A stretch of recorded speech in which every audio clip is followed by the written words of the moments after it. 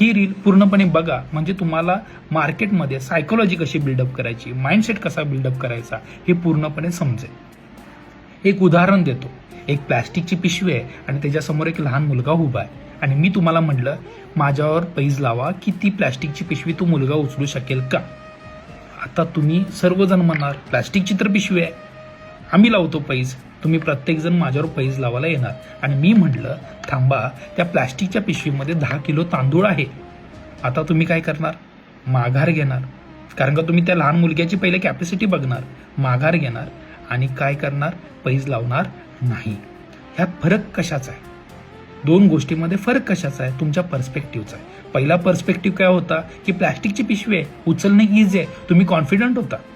आणि नंतर काय झालं, त्यात तांदूळ आहे असं समजल्यानंतर तुमचा कॉन्फिडन्स कमी झाला, तुम्ही माघार घेतली. ट्रेडिंगमध्ये हेच होतं आहे. ट्रेडिंगमध्ये माइंडसेट कधी बिल्डअप होतो, सायकोलॉजी कधी बिल्डअप होते, ज्यावेळी तुम्ही कॉन्फिडंट असता. आता कॉन्फिडन्स कसा निर्माण होतो, आधीच्या रीलमध्ये मी सांगितले डिसिप्लिन ट्रेडर कसं बनायचं, त्याच्यामध्ये ही गोष्ट मी नमूद केलेली आहे. आता कॉन्फिडन्स कसा बिल्डअप होतो मित्रांनो, एका गोष्टीवर सतत काम केल्यानंतर एक ट्रस्ट बिल्डअप होतो. ट्रस्ट बिल्डअप झाल्यानंतर आपल्याला त्या गोष्टी कशी काम करते, काय काम करते हे समजतं.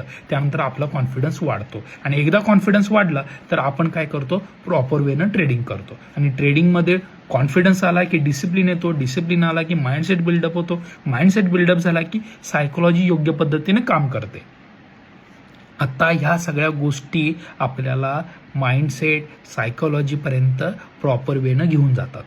ट्रेडर बनण्यासाठी काय लागतं, एक सेटअप, त्याच्यावर सातत्यानं काम करणं, लॉस करणं, प्रॉफिट करणं, परंतु एका गोष्टीवरच काम करणं. ब्रुसलीचं एक वाक्य बघा, 10,000 वेळा एकाच किकची जो प्रॅक्टिस करतो त्याची मला भीती वाटते, 10,000 वेगवेगळ्या पद्धतीनं प्रॅक्टिस करतो त्याची भीती वाटत नाही. मग तुम्ही ठरवा की तुम्हाला कुठल्या गोष्टीवर काम करायचं आहे. पाण्याचा थेंब एकाच ठिकाणी जरी पडत राहिला तो दगडाला होल पाडतो, त्याच पद्धतीनं तुम्ही एका स्ट्रॅटेजीवर सातत्यानं काम केलं ना तर तुमचा कॉन्फिडन्स बिल्डअप होतो आणि तोच कॉन्फिडन्स तुमचा डिसिप्लिन तयार करतो आणि तोच कॉन्फिडन्स तुमचा माइंडसेट आणि सायकोलॉजी तयार करतो. मित्रांनो, ह्या सगळ्या गोष्टीचा अभ्यास करा. मी सांगतोय ना तर मी त्या गोष्टीतून गेलोय म्हणून सांगतोय आणि तुम्ही रिलेट का करताय, कारण का तुम्ही आता तिथं आहात.